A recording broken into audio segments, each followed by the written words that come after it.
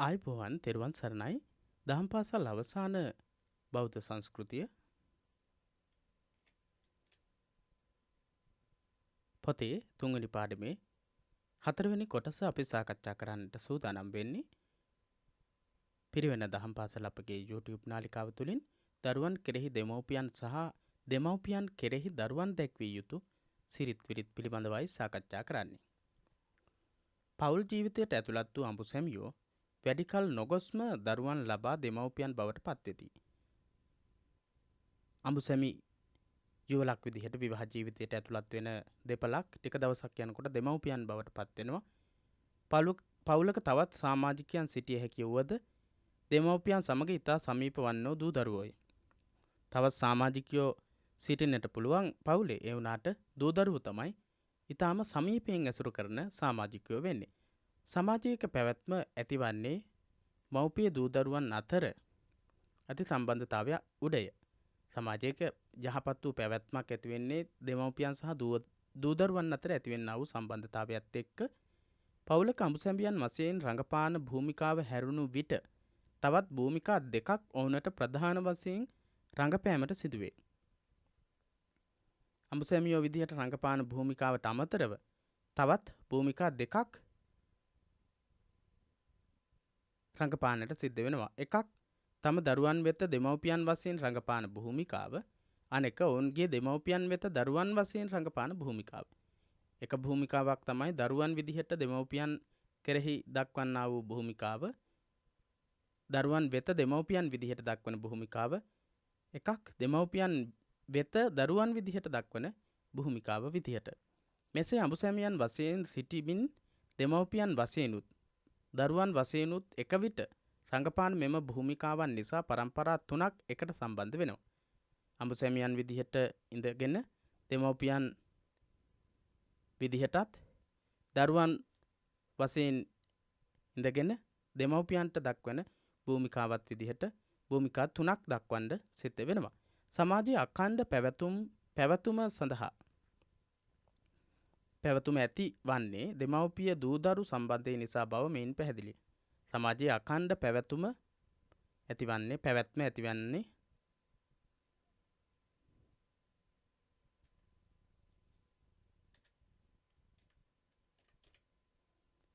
සමාජයේ අඛණ්ඩ පැවැත්ම ඇති වෙන්නේ දෙමව්පියන් දූ දරුවන් සමග සම්බන්ධතා පවත්වන ආකාරයත් එක්ක. දෙමව්පියන් දරුවන් හදා වඩා ගන්නේ සතර බඹ විහරණ පෙරදරි කරගෙනය. සතර බ්‍රහ්ම විහරණ පදනම් කරගෙන තමයි දරුවන් හදා වඩන්නේ. මෙත්තා බඹ විහරණය පළවෙනි එක. දරුවෙකු මව් කුස පිළිසිඳගත් අවස්ථාවේ සිට දෙමව්පියන් තුල දරුවන් කෙරෙහි සෙනෙහසක් හෙවත් මිත්‍රත්වයක් ඇතිවේ. මෙම මිත්‍රත්වයෙන් යුක්තව හෙවත් මෛත්‍රියෙන් යුක්තව දරුවා රැකබලා ගැනීම ප්‍රථම බඹ විහරණය වන මෙත්තා බඹ විහරණය අනුව කටයුතු කිරීමයි. දරුවෙක් මව් කුස පිළිසිඳගත් අවස්ථාවේ ඉඳලා දෙමව්පියන් දරුවන් කෙරෙහි සෙනෙහසක් මිත්‍රත්වයක් දක්වනවා. මේ මිත්‍රත්වයෙන් යුක්තව හෙවත් මෛත්‍රී සහගත සිතිවිල්ලෙන් දරුවන් රැකබලා ගැනීම තමයි මෙත්තා බඹ විහරණය කියලා කියන්නේ. කරුණා බඹ විහරණය ඉපදී කිසිවක් කර කියාගත නොහැකි දරුවාගේ අසරණකම දකින දෙමව්පියන් තුළ කරුණාව පහළ වේ. ඉපදුනාට පස්සේ පුංචි කිසිම දෙයක් තේරෙන්නේ නැති පුංචි දරුවෙක් දැක්කට පස්සේ දෙමව්පියන් තුළ කරුණාව පහළ වෙනවා. ඒ දෙවන බ්‍රහ්ම විහරණය. ඒ කරුණාවෙන් යුක්තව තමයි දරුවාව සියලු ආකාරයෙන් රැක බලා ගනිමින් හදා වඩන්නේ. මුදිතා බඹ විහරණය. මෙසේ දෙමව්පියන්ගේ මෛත්‍රිය කරුණාව යටතේ හැදෙන වැඩෙන දරුවා ක්‍රමයෙන් නොයෙක් දස්කම් පෙන්වන්නට පටන් ගනී. මේ විදිහට කටයුතු කරන දරුවා මෛත්‍රියෙන් කරුණාවෙන් යුක්තව දෙමව්පියන්ගේ මෛත්‍රිය කරුණාව මත හැදෙන වැඩෙන දරුවා දස්කම් පෙන්වන්නට පටන් ගන්නවා. දරුවාගේ දස්කම් හා සම්පත් දකින දෙමව්පියෝ තුල මුදිතාව පහළ වෙනවා. මේ තුන්වන බඹ විහරණය. දරුවන්ගේ දක්ෂකම් එවැගේම දරුවන්ගේ භවභෝගාදී සම්පත් දැක්කට පස්සේ ඇතිවෙනා වූ හැකියාවන් දැක්කට පස්සේ ඇතිවෙනා වූ හැඟීම තමයි මුදිතාව කියලා කියන්නේ. ඒවා ඉවසා දරා ගැනීමේ හැකියාව. උපේක්ෂා බඹ විහරණය. හැදුණු වැඩුණු දරුවා දෙමව්පියන් සිත් ගන්නා දේත් එසේම සිත් නොගන්නා දේත් කරයි. සිත් නොගන්නා දේ කෙරෙහි උරණ නොවි මැදිහත් සිතින් කටයුතු කරන දෙමව්පියන් තුළ උපදින්නේ උපේක්ඛාව නැමැති සතරවන බ්‍රහ්ම විහරණයයි. දරුවෝ හැදුනට පස්සේ හොඳ දේවල් කරනවා නරක දේවල් කරනවා. දෙමව්පියන්ගේ හිත රිද්දන්නත් පුළුවන්. දරුවන් ඒ වගේම හිත සැනසෙන දේවල් සිද්ධ කරන්නටත් පුළුවන්. ඒ වගේ අවස්ථාවකදී මැදිහත් සිතින් හිත රිද්දෙව්වත් ඒ වගේම සැනසීමටපත් වෙන දේවල් කළත් ඒ දෙකම එක විදිහට ඉවසා දරාගෙන කටයුතු කිරීම තමයි උපේක්ෂා බඹ විහරණය කියලා කියන්නේ. මෙසේ දරුවන් හදා වඩා ගන්නා දෙමව්පියන් සිඟාලෝවා සූත්‍රයේදී දෙමව්පියන් උපමා කර ඇත්තේ පෙරදිගටය. පෙරදිගට තමයි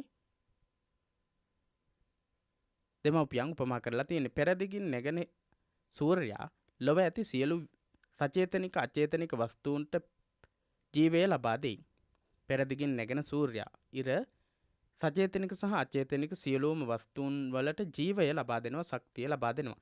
ඒ වගේම දෙමව්පියෝද මනාකොට දරුවන් හැදීමෙන් වැඩීමෙන් ඔවුන්ට ජීවය ලබා දී සමාජය පවත්වාගෙන යාමට උදව් කරනවා. සූර්යයා උදා වෙලා යම්කිසි විදිහකටද හැම දෙයකටම ජීවය ලබා දෙන්නේ. ඒ විදිහටම දෙමව්පියොත් මනාකොට දරුවන්ව හදලා වඩලා ඒ දරුවන්ට සම්පූර්ණ ජීවය ලබා දීලා සමාජයේ ජීවත් වෙන්නට පුළුවන් සියලුම ශක්තියින් ලබා දෙනවා. එකම දරුවන්ට ජීවය ලබා දෙන වස්තුව බවට පත් වෙන්නේ සූර්යයා බවට පත් වෙන්නේ දෙමව්පියන්. අනුගමනය කරන්නේ මහ බඹුගේ ශ්‍රේෂ්ඨ හැසිරීම වන බඹ සිරිතයි. බ්‍රහ්ම විහරණ සිරිත තමයි දෙමව්පියෝ ඒ සඳහා අනුගමනය කරන්නේ. මේ කාර්යයේදී දෙමව්පියන් දරුවන් කෙරෙහි කරුණු 5කින් යුතුයකම් ඉටු කළ යුතු බව සිඟාලෝවා සූත්‍රය පෙන්වා දෙයි. එහි සඳහන් බෞද්ධ දෙමව්පියෝ සිය දරුවන් පාපයෙන් වළක්වති. යහපතෙහි පිහිටුවති. ශිල්ප ශාස්ත්‍ර උගන්වති. සුදුසු කල්හි ආවාහ විවාහ කර දෙති. තම දායාද පවරා දෙති. පාපයෙන් වළක්වනවා, යහපතෙහි යොදවනවා, ශිල්ප ශාස්ත්‍ර උගන්වනවා, සුදුසු කල්හි ආවාහ විවාහ කටයුතු කරලා දෙනවා, තමන්ගේ දායාද පවරලා දෙනවා. නැවත වතාවක් බලමු. පාපයෙන් වැළැක්වීම, යහපතෙහි පිහිටුවීම, ශිල්ප ශාස්ත්‍රය ඉගැන්වීම, සුදුසු කල්හි ආවාහ විවාහ කර දීම, තම දායාද පවරා දීම කියන යුතුයකම් දෙමව්පියන් සිද්ධ කරනවා. ඉහත සඳහන් දෙමව්පියන් චාරිත්‍ර ගොඩවල් දෙකකට වෙන් කළ හැකිය. දෙමව්පියන් චාරිත්‍ර ගොඩවල් දෙකකට. එනම් කුඩා කාලයේදී දරුවන් හැදිය යුතු පිළිවෙල අංක 1 හා තරුණ කාලයේද ඔවුන් වෙත යුතුයකම් ඉටු කළ යුතු ආකාරයේ අංක 4 5 විදිහට දක්වන්න පුළුවන්. 1යි 3යි තරුණ කාලයේ දරුවන් වෙත කුඩා කාලයේදී දරුවන් හැදිය යුතු පිළිවෙල තමයි අංක 1 සහ පාපයෙන් වැළැක්වීම,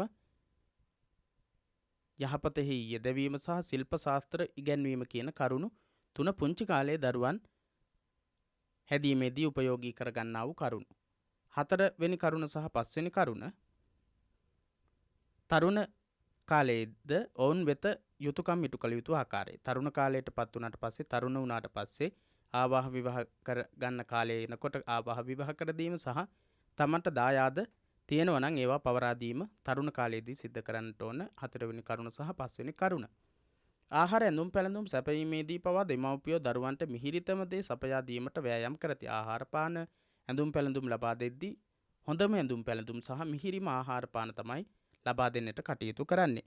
තමන් කුසගින්නේ සිටිමින් හෝ දරුවන්ට සැපයීම දෙමව්පියන්ගේ සිරිතක්. ගමනක් බිමනක් ගොස් ගෙදර එන විට දරුවනට ඔවුන් කැමති කිසිවක් ගෙදර ගෙන ඒමද දෙමව්පියන්ගේ සිරිතක්.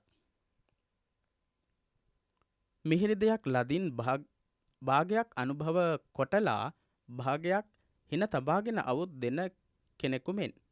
මිහිරි දෙයක් ලදින් භාගයක් අනුභව කොට භාගයක් හින තබාගෙන අවුත් දෙන කෙනෙකු මෙන් යනුවෙන් සද්ධර්ම රත්නාවලියෙහි ඇති යෙදුමෙන් පෙනෙන්නේ මගුල් ගයක් හෝ නෑදෑ ගෙදරකට ගිය විට ගිය වෙලාවක ලැබෙන දෙයකින් කොටසක් ඉතිරි කරගෙන අරගෙන ඇවිල්ලා දරුවන්ට හා ගෙදර ඉන්න අයට දීම ඉස්සර ඉඳලම පැවතගෙන ආපු සිරිතක් බව. අම්මා තාත්තා යම්කිසි තැනකට ගියාම ඒ අයට කන්නට බොන්නට ලැබෙන දේවල් වලින් ටිකක් අරගෙන දරුවන්ට දෙන එක අරගෙන ඇවිල්ලා දරුවන්ට දෙන එක සිරිතක් වෙලා තිනවා අතීතයේ ඉඳලම. ඒ බව තමයි සද්ධර්ම රත්නාවලියේ මේ විදිහට සඳහන් වෙන්නේ. මිහිරි දෙයක් ලදින් භාගයක් අනුභව කොටලා භාගයක් හින තබාගෙන අවුත් දෙන කෙනෙකු මෙන් කියන පාඩයෙන් ඒ බව සඳහන් වෙනවා. අදද බෞද්ධ දෙමව්පියන් තුළ මෙම සිරිත දක්නට ලැබේ. අදත් දෙමව්පියෝ ගාව මේ යහපත් වූ සිරිත දකින්න තියෙනවා. ආහාර ඇඳුම් පැළඳුම් දී දරුවන් වැඩෙන්නට සැලැස්වීම පමණකින් දෙමව්පිය කාර්ය අවසන් නොවේ.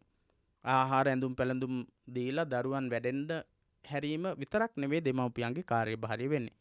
දරුවන්ගේ චරිත සංවර්ධනය කෙරෙහිත් බුද්ධි සංවර්ධනය ඇතුළු ශිල්ප පුහුණුවක් කෙරෙහිත් දරුවන්ගේ චරිත සංවර්ධනය කෙරෙහිත් බුද්ධි වර්ධනයේ ඇතුළු ශිල්ප පුහුණුවක් කෙරෙහිත් අවධානය යොමු වෙන්නට ඕන.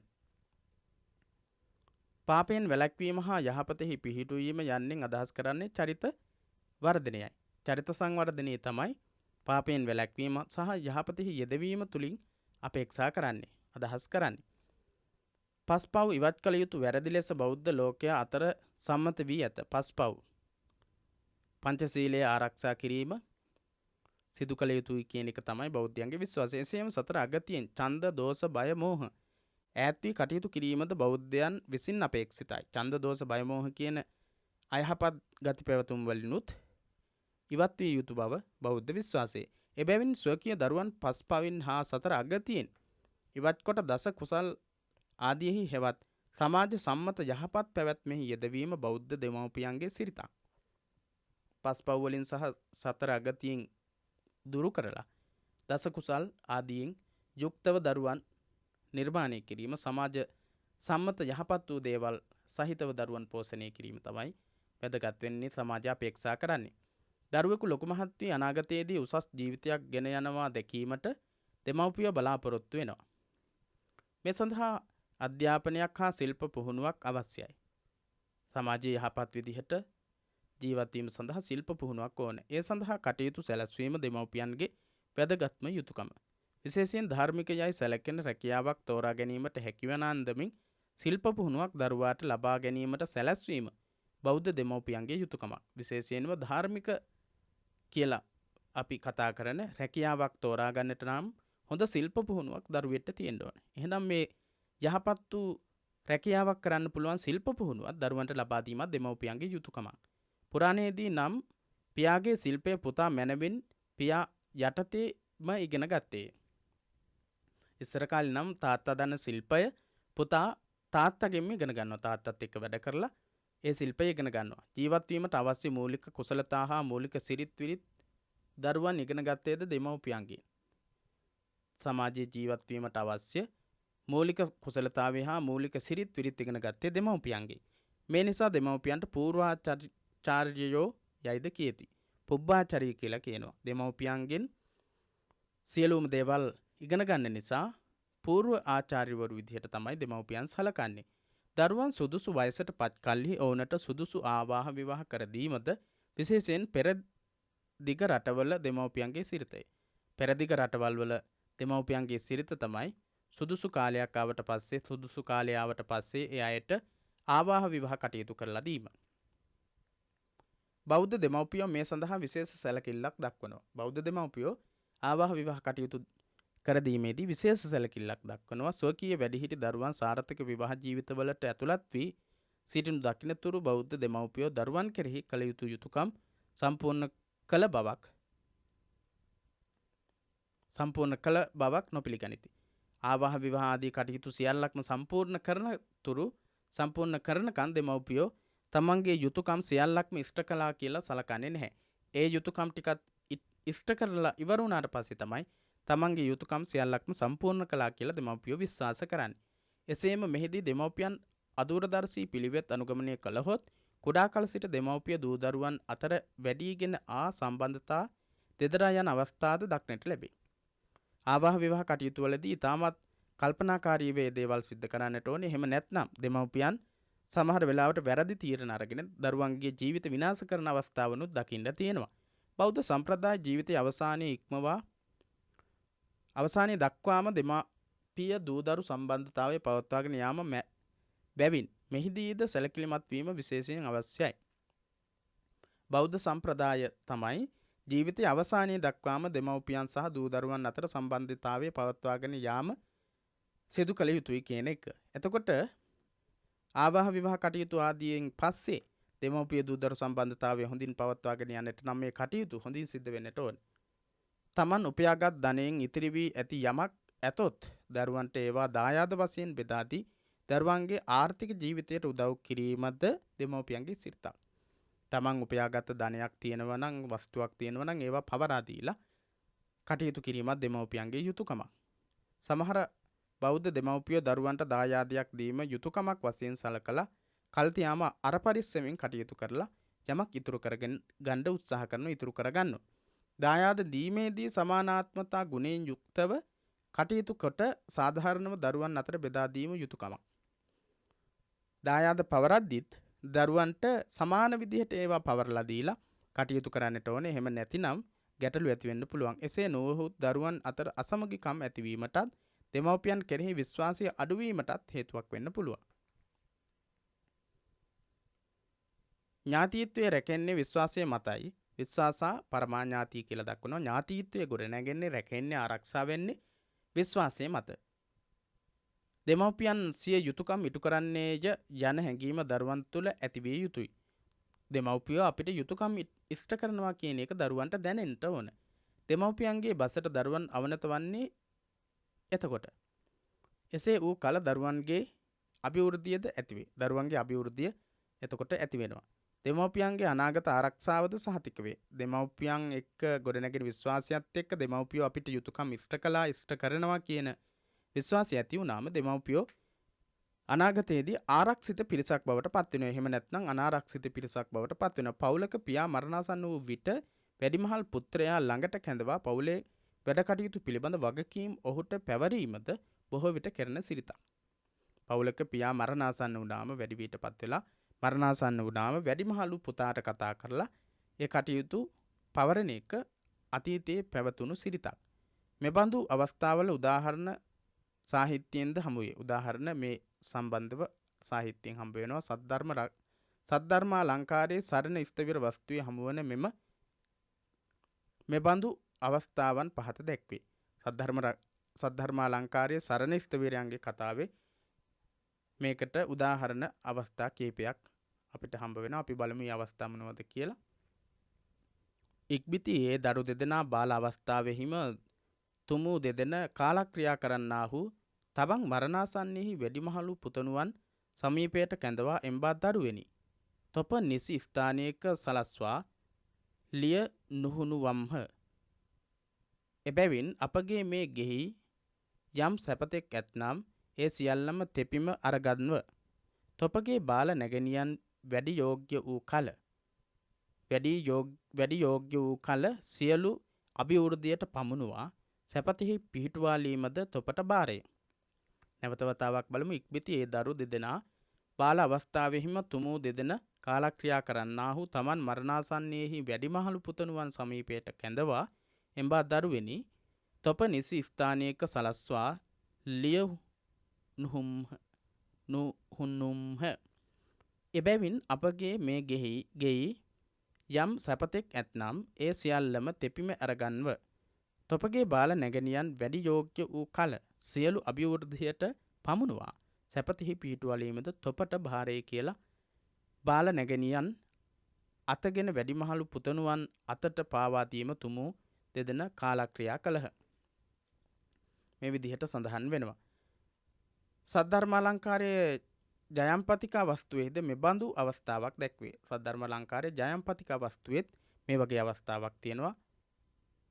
සංගනම් එක් අමාත්‍යයෙක් දියණි කෙනෙකුන් හා එකම පුතණු කෙනෙකුන් ලදින් ඒ පුතණුවන්ට තමන්ගේ නමින්ම සංඝ අමාත්‍යයයි නම් තබා මහත් වූ ශ්‍රී සම්පත්තීන් යුක්තව වාසය කොට තමා වරණාසන්නයෙහි දරු දෙදෙනා තමා සමීපයට කැඳවා සංඝ අමාත්‍ය නම් වූ බාල පුතණුවන් අතගෙන වැඩිමහලු දියණියන් අතට පාවා දී තොපගේ මලනුවන් වැඩිගත් කල නොනසා තබා දීලවයි කියා. සංගනම් එක් අමාත්‍යෙක් දියණිය කෙනෙකුන් හා එකම පුතණු කෙනෙකුන් ලදින් ඒ පුතණුවන්ට තමන්ගේ නමින්ම සංඝ අමාත්‍යයයි නම් තබා මහත් වූ ශ්‍රී සම්පත්තීන් යුක්තව වාසය කොට තමා මරණාසන්නයෙහි දරු දෙදෙනා තමා සමීපයට කැඳවා සංඝ අමාත්‍ය නම් වූ බාල පුතණුවන් අතගෙන වැඩිමහලු දියණියන් අතට පාවා දී තොපගේ මලනුවන් වැඩිගත් කල නොනසා තබා දීලවයි කියා. පවුලේ වැඩිමහලු පුත්‍රයාට හෝ දියණියට අවසාන මොහොතේ වගකීම් පැවරීමේ සිරිත තවමත් බෞද්ධයන් අතර දකින්න තියෙනවා. දෙමව්පියන් ජීවත්ව නොසිටී නම් තමන්ගේ බාල සොහොයුරියන්ගේ ආවාහ විවාහ මගුල් වගකීම් ආදී පවුලේ වැඩිමහල් සොහොයුරා බාරගෙන ඉටු කර දීම තවමත් බෞද්ධයන් අතර දකින්න ලැබෙන හොඳ සිරිතක් බවට පත් වෙලා තියෙනවා. වැඩිමහල් සොහොයුරියන්ට දෙමව්පියන්ට මෙන්ම ගෞරව කිරීමද බෞද්ධයන් අතර දකින්න තියෙන හොඳ සිරිතක්. වැඩිමහලු සහෝදර සහෝදරියන්ට දෙමව්පියන්ට වගේ ගෞරව දක්වන එක බෞද්ධයන්ගේ සිරිතක්. දෙමව්පියන් කෙරෙහි දරුවන්ගේ පැවැත්ම හා සිරිත් විරිත් සතර බ්‍රහ්ම විහරණයෙන් යුතු දරුවන් හදා වඩා ගන්නා දෙමව්පියන් තරම් තවත් වටිනා කෙනෙකුන් බෞද්ධ දරුවන්ට නොමැත. බෞද්ධයන්ගේ සාමාන්‍ය ව්‍යවහාරයේ දෙමව්පියන් හඳුන්වන්නේ ගෙදර බුදුන් නමිනි. මෙන් හැඟෙන්නේ බුදුවරු කෙරෙහි පවතින අයුරින් දෙමව්පියන් කෙරෙහිද පැවතිය යුතු බවයි. ගෞරවය පවතින්නට ඕන බව. සාමාන්‍ය ව්‍යවහාරයේදී දෙමව්පියන් හඳුන්වනවා ගෙදර බුදුන් කියලා. මේක තුලින් පැහැදිලි වෙනවා බුදුවරු කෙරෙහි පවතින ඕන ආකාරයෙන්ම දෙමව්පියන් කෙරෙහි දරුවන් ගෞරව දැක්විය යුතුයි, බුහුමන් දැක්විය යුතුයි කියන ඉගැන්වීම තමයි ඒ තුලින් අර්ථවත් වෙන්නේ. දරුවන්ගේ මුල්ම ගුරුවරුන්ද දෙමව්පියන් වන බැවින් දෙමව්පියෝ පූර්වාචාර්යවරයෝ යන නමින්ද හැඳින්වෙති.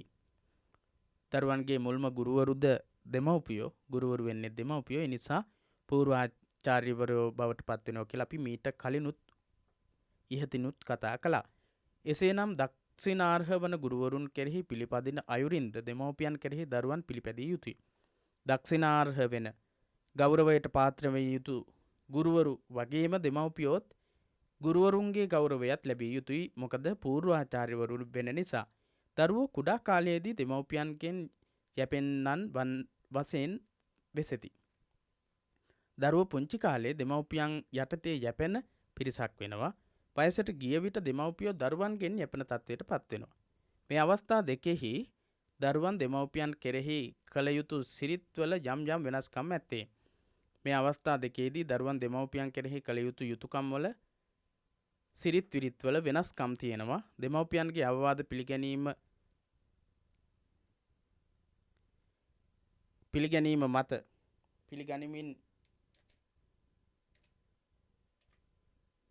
හැදෙන වැඩෙන දරුවන්ගේ සිරිත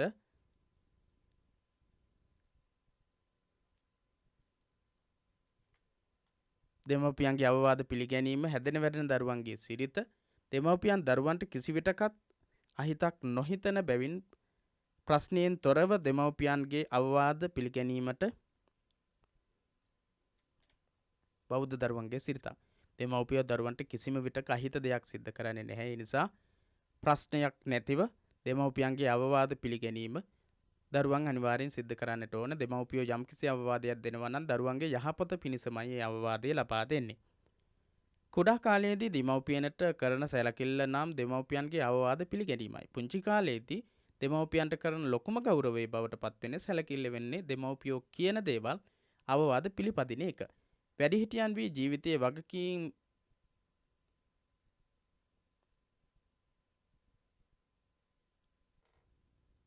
බාර ගන්නා තුරු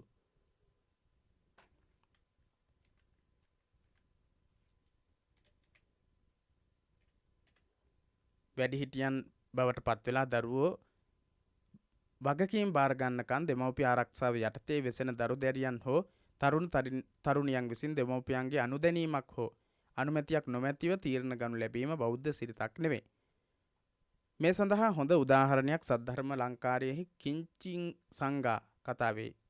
සංඝා කතාවෙහි දැක්වේ. මේ කතාව ලංකාවේ රුහුණු රට පසුබිම් කරගත්තකි.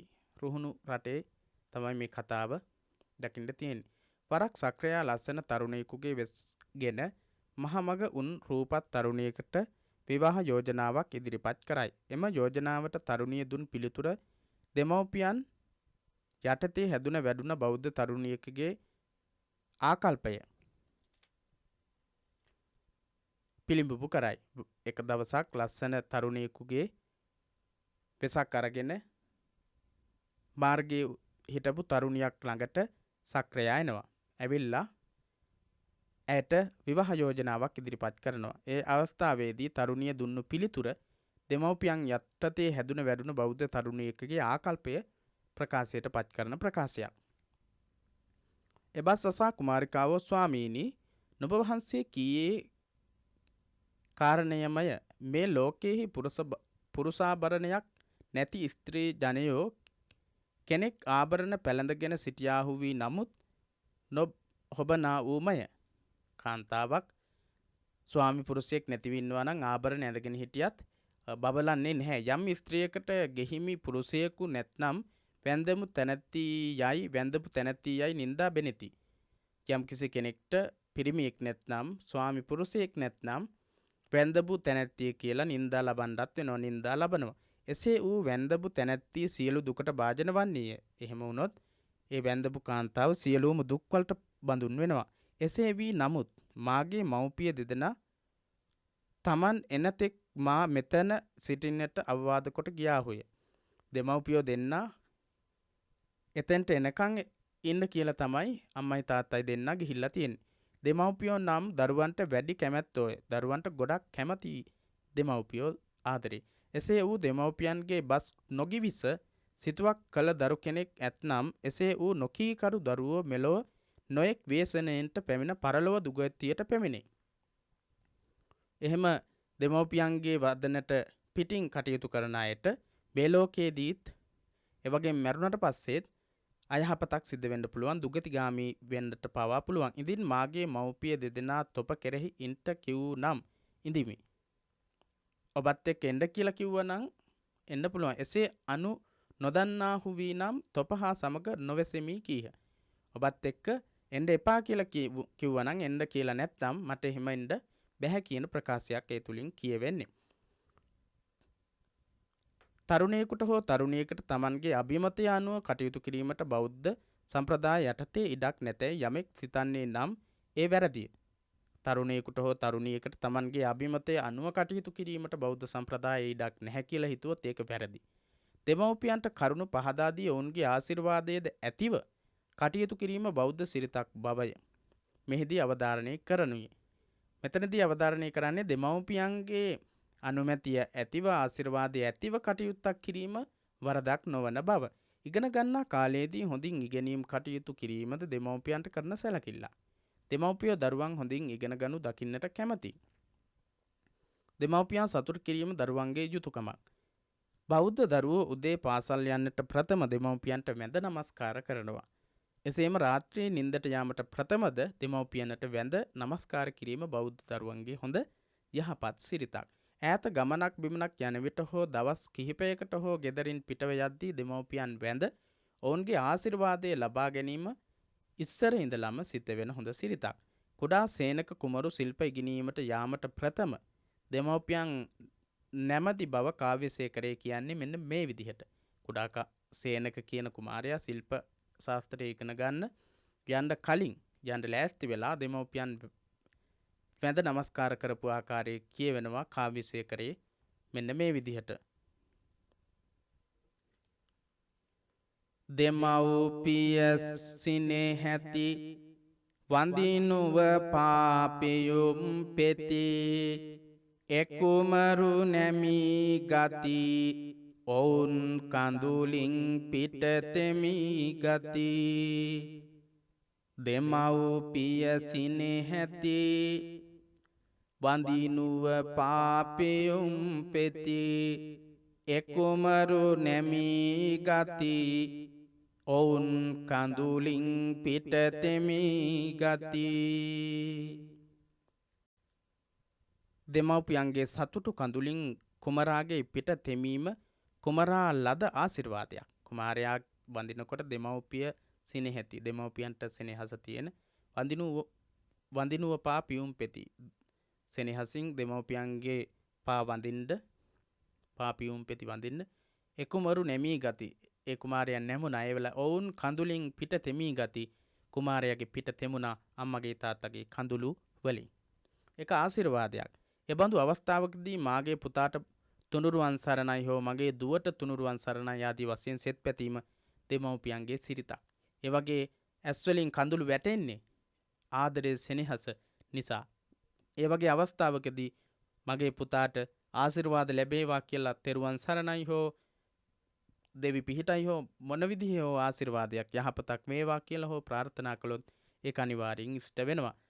සිංහල අවුරුදු දිනේදී බුලත් අතක්දී දෙමව්පියන් වැඳ සමාකර ගැනීමට කුඩා කල සිටම බෞද්ධ දරුවෝ පුරුදු පුහුණු වෙති.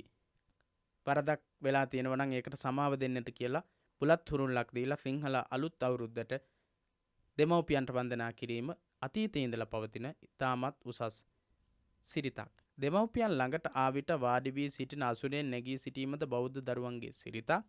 දෙමව්පියන් හිටගෙන සිටිද්දී අසනීපයක් හෝ යම්කිසි විශේෂ අවස්ථාවක් නොවේ නම් මොකක් හරි අපහසුතාවයක් නැත්නම් වාඩි වී සිටීම හොඳ සිරිතක් නෙවෙයි. විවේක වේලාවලදී දෙමව්පියන්ගේ වැඩ කටයුතු වලට තමනට හැකියාව උරින් උදව් වීමත් බෞද්ධ දරුවන්ගේ සිරිතක්. බොහෝ විට ගැහැණු දරුවෝ මවට උදව් වෙති, පිරිමි දරුවෝ පියාට උදව් කරනවා. දෙමව්පියන්ගේද අඩුපාඩු හා වැරදි තිබිය හැකිය. දෙමව්පියන්ගේ අඩුපාඩු වැරදි තියෙන්න පුළුවන්. ශිල්ප ශාස්ත්‍ර ඉගෙනගෙන හොඳ නරක මැනවින් අවබෝධ වන කාලය වෙනකොට දරුවන්ට දෙමව්පියන්ගේ වැරදි හා අධර්ම හැසිරීම් පේන්න පුළුවන්. එබඳු අවස්ථාවලදී ආදරයෙන් හා කරුණාවෙන් දෙමව්පියන්ගේ හිත් නොරිදවා වැරදි පෙන්වා දීම දරුවන්ගේ යුතුයකමක්. මහණෙනි, යම්කිසි කෙනෙක් ශ්‍රද්ධාව නැති දෙමව්පියන් ශ්‍රද්ධා සම්පත්තියෙහි පිහිටුවත්ද එයම මව්පියන්ට කළ අධික තරමේ ඉහළ මට්ටමේ උපකාරයක් වන්නේය. මහණෙනි, යම්කිසි කෙනෙක් ශ්‍රද්ධාව නැති දෙමව්පියන් ශ්‍රද්ධා සම්පත්තියෙහි පිහිටුවත්ද එයම මව්පියන්ට කළ අධික තරමේ ඉහළ මට්ටමේ උපකාරයක් වන්නේය. බුදුරජාණන් වහන්සේ විසින් ප්‍රකාශ කරලා කොට ඇත්තේ මේ අදහස. වැඩිහිටි දෙමව්පියන් කෙරෙහි දරුවන් පැවතිය යුතු ආකාර පහක් බුදුරජාණන් වහන්සේ විසින් සිංහාලෝවාද සූත්‍රයේදී සිංහාල සිටු පුත්‍රයාට පෙන්වා දුන්නා. මව්පියන් පෝෂණය කිරීම, මව්පියන්ගේ කටයුතු ඉටු කිරීම, කුලවංශයේ රැකීම, මාපියන්ගෙන් ලැබෙන දායාද ආරක්ෂා කිරීම සහ මව්පියන් මලකල්ලි ඔවුන්ට පින් පෙත් පැමිණවීම දරුවන් විසින් දෙමව්පියන් වෙත ඉටු කළ යුතු චාරිත්‍ර විදිහට දක්වනවා. චාරිත්‍ර පහ තමයි ඒ විදිහට දැක්වේ.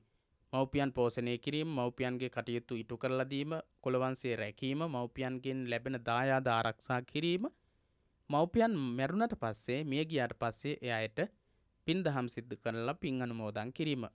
මව්පියන් පෝෂණය කිරීමේ වැදගත්කම බුදුරජාණන් වහන්සේ නොයෙක් අවස්ථාවල ප්‍රකාශයට පත් කරලා තියෙනවා, දේශනා කරලා තියෙනවා. එය මංගල කාරණයක් බව මාතාපිතු උපට්ඨානං ඒතම් මංගල මුත්තම මංගල සූත්‍රයේදී වදාළා. මව්පියන්ට උපස්ථාන කිරීම මංගල කාරණයක් විදිහට මහා මංගල සූත්‍රයේදී දේශනා කළා. මව්පිය උපස්ථානයේ වැදගත්කම පෙන්වන ජාතක කතා රාශියක් තියෙනවා. බුදුරජාණන් වහන්සේ බුද්ධත්වයේ ලැබීමෙන් පසුද තම දෙමව්පියන්ට සැලකීමට අමතක නොකරපු බව බෞද්ධ සාහිත්‍යයේ සඳහන් වෙනවා. තමාගේ මෑණියන්ව සිටි මහාමායා දෙව්පුතුට දහම් දෙසීමට බුදුරජාණන් වහන්සේ අමතක නොකළහ. මාතෘ දිව්‍ය පුත්‍රයා බවට පත් වුණා මහාමායා දේවිය කලුරිය කළාට පස්සේ. බුද්ධත්වයට පත් වෙලා 7 වෙනි වස් කාලෙදී තමන්ගේ මෑණියන්ට ධර්මයේ දේශනා කරන්නට දිව්‍ය ලෝකයට වැඩි බව අභිධර්මයේ එහිදී දේශනා කරපු බව බෞද්ධ සාහිත්‍යයේ සඳහන් වෙනවා. සුද්ධෝදන රජතුමා රහත් වන තැනට කටයුතු සැලසූ බුදුරජාණන් වහන්සේ තමා කුඩා කාලයේදී හදා වඩාගත් සුළු මෑණියන් වූ මහා ප්‍රජාපති ගෝතමියටද රහත් වීම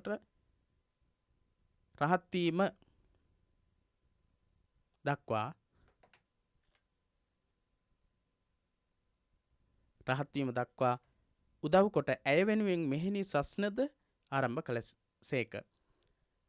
සුද්ධෝදන රජතුමා මරණාසන්න වෙලා ඉන්න වෙලාවේදී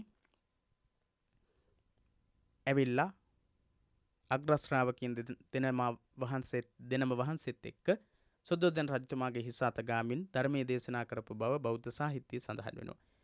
තමා කුඩා කාලයේදී හදා වඩාගත් මහා ප්‍රජාපති ගෝතමී තෙරණියට කරපු ගෞරවය දක්වපු ගෞරවය ගැන සඳහන් වෙනවා. ඒ වගේම ඇය නිසාමයි භික්ෂුණී ශාසනය පවා ආරම්භ කරන්නේ. කෑම්බීම් ඇඳුම් පැළඳුම් සපයා තමන් හදා වඩාගත් දෙමව්පියන් වයසට ගිය කල ඒ ඇත්තන්ටද කෑම්බීම් ඇඳුම් පැළඳුම් දී රැකබලා ගැනීම බෞද්ධ සිරිතක්. අපි පුංචි කාලයේ කෑම බීම ඇඳුම් පැළඳුම් මේ හැම දෙයක්ම අපිට දෙමව්පියෝ සපයනවා. ඒ නිසා දෙමව්පියෝ වයසට ගියාට පස්සේ අයට හැම දෙයක්ම අපි ලබා දෙන්නට ඕනේ. දෙමව්පියන් නහවා ඇඳුම් ආදී පවිත්‍ර කර දීම බෞද්ධයෝ කැමැත්තෙන්ම ඉටු කරන චාරිත්‍රයක්. බුදුරජාණන් වහන්සේ විසින් භික්ෂුන් වහන්සේට පවා තමන්ගේ ගිහි දෙමව්පියන්ට උපස්ථාන කිරීම සඳහා අනුදැන වදාලා. මව්පියන් කෙරෙහි උපාධ්‍යයන් කෙරෙහි මෙන් පිළිපැදිය යුතුය. ඉදින් ඔවුහු රාජ්‍යෙහි පිහිටියාහු නමුදු පුත්‍රයාගෙන් උපස්ථානය බලාපොරොත්තු වෙත්නම් උපස්ථාන කළ යුතුමය. ඔවුන්ට බෙහෙත් නොමැති නම් තමන්ට අයිති බෙහෙත ඔවුනට දිය යුතුය. තමාට නැති නම් පිඬු සිඟීමෙන් හෝ සොයාගෙන දිය යුතුය.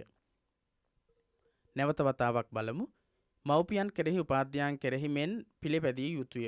උපාධ්‍යයන් වහන්සේ කෙරෙහි දක්වන්නට ඕනි ආකාරයෙන්ම දෙමව්පියන් කෙරෙහි දක්වන්නට ඕන කටයුතු කරන්නට ඕන. ඉදින් ඔහු රාජ්‍යෙහි පිහිටියාහු නමුදු රාජ්‍යත්වය ලබාගෙන හිටියා වුණත් පුත්‍රයාගෙන් උපස්ථානය බලාපොරොත්තු වෙත්නම් පුතාගෙන් හෝ දියණියගෙන් දරුවන්ගෙන් උපස්ථාන බලාපොරොත්තු වෙනවා නම් උපස්ථාන කරන්න ඕන. ඔවුන්ට බෙහෙත් නොමැති නම් තමන්ට අයිති බෙහෙත ඒ අයට ලබා දෙන්න ඕන. තමාට නැති නම් පිඬු සිඟා ගිහිල්ලා හරි බෙහෙත් හොයාගෙන ඇවිල්ලා දෙමව්පියන්ට දෙන්නට ඕන කියන අවවාදය බුදුරජාණන් වහන්සේ ලබා දීලා තියෙනවා. වයසට ගිය මවත් පියාත් පෝෂණය නොකරන තැනැත්තේ වසලෙක් යයි ජෝමාතරං වා පිතරං වා ජින්නකං ගත යොම්බනං පහුසන්තෝ න භරති තං ජඤ්ඤාවසලෝ ඉති යෝමාතරං වා පිතරං වා ජින්නකං ගත යොම්බනං පහුසන්තෝන භරති තංජඤ්ඤා වසලෝ ඉති යෝ යමෙක් මාතරං වා පිතරං වා මව හෝ පියා ජින්නකං ගත යොබ්බනං යෞවන වයස ඉක්මවා ගිය මාතරං වා පිතරං වා මව හෝ පියා හෝ පහුසන්තෝන භරති ශක්තිය තිබියදී හැකියාව තිබියදී පෝෂණය නොකරයිද න භරති පෝෂණය නොකරයිද තං ජඤ්ඤා වසලෝ ඉති ඔහු වසලෙක් යයි දත යුතුය. බුදුරජාණන් වහන්සේ වසල සූත්‍රයේදී මේ විදිහට දේශනා කරනවා. වයසක දෙමව්පියෝ දරුවන් මගින් තම අවශ්‍යතා ඉටු කර ගැනීමට කැමැති වෙති. දරුවන් ලවා තමන්ගේ ඕනෑපාකම් ඉටු කරගන්නට වයසට ගියාට පස්සේ දෙමව්පියෝ නිතරම කල්පනා කරනවා. ජීවිතයේ අවසාන කාලයේදී පින්දහම්හි යෙදීමට කැමැති වන දෙමව්පියන්ට ඒ යුතුයකම් සලසා දීම දරුවන්ගේ යුතුයකම. ජීවිතයේ අවසාන කාලයේදී ගොඩක් දෙමව්පියෝ පින්දහම් කරගන්න කැමැති. එයාට යන්න එන්නවත් සමහර වෙලාවට බැරි වෙන්න පුළුවන්. ඒ වෙලාවේදී දෙමව්පියන්ට පින්දහම් කරගන්නට පුළුවන් විදිහට යොමු කරවන්න දරුවන්ගේ හිත යොමු වෙන්නට ඕන. දරුවන් ඒ සඳහා යොමු වෙන්නට ඕන. බටහිර සම්ප්‍රදාය අනුගමනය කරන සමහර දෙමව්පියන් අංග සම්පූර්ණ සැප පහසුකම් ඇති වැඩිහිටි නිවාසයකට ඇතුළත් කර පෝෂණය කිරීමට බලාපොරොත්තු වෙනවා. බටහිර සම්ප්‍රදාය අනුගමනය කරලා සමහර අය අංග සම්පූර්ණ සැප පහසුකම් තියෙන හැම විදිහෙම සැප සම්පත් තියෙන තැන්වලට වැඩිහිටි නිවාසවලට දරුවෝ දෙමව්පියන්ව යොමු කරන්න උත්සාහවත් වෙනවා, යොමු කරනවා. ඒ වුණත් දෙමව්පියන් හුදකලා අසරණ තත්වයකට පත්වන බව ඒ අයට පේන්නේ නැහැ. පොඩි දරුවන්ට දෙමව්පියන්ගේ ආදරය යම්සේ අවශ්‍ය වේද වයසක දෙමව්පියන්ට දරුවන්ගේ ආදරයද එලෙසම අවශ්‍ය වේ. පොඩි කාලේ අපිට දෙමව්පියන්ගේ ආදරය සෙනෙහස කොයි විදිහටද ඕන උනේ ඒ වගේම දෙමව්පියන්ටත් වයසට ගියාට පස්සේ ඒ අවශ්‍යතාවය තියෙනවා දරුවන්ගේ රැකවරණය දරුවන්ගේ සෙනෙහස ආදරයේ උපස්ථාන ලබා දීම අනිවාර්යයෙන්ම සිදු කරන්නට ඕනේ. එබැවින් සිය නිවසේ දෙමව්පියන් රඳවාගෙන ඔවුන්ට මෘදු මොලොක් වචනයෙන් සලකා ඔවුන් පෝෂණය කිරීම පැරණි බෞද්ධයන්ගේ සිරිතක් වුණා.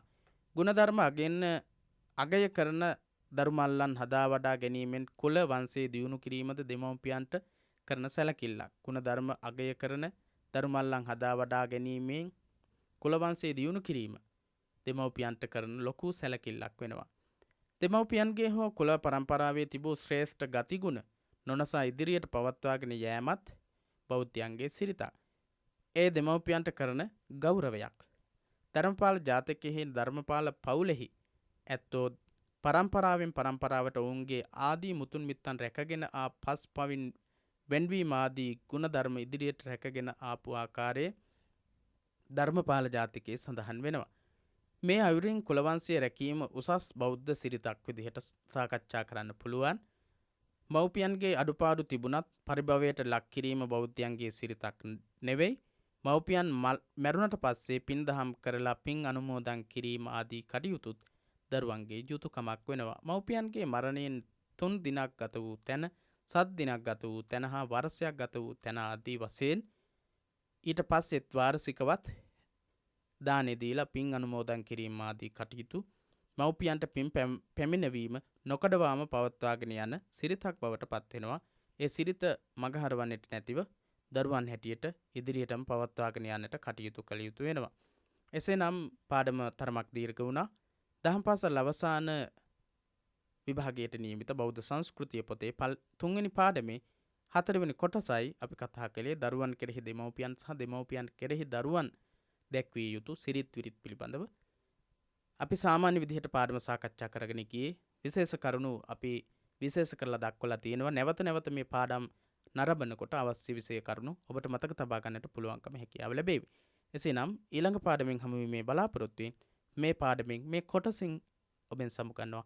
ඔබට තෙරුවන් සරණයි.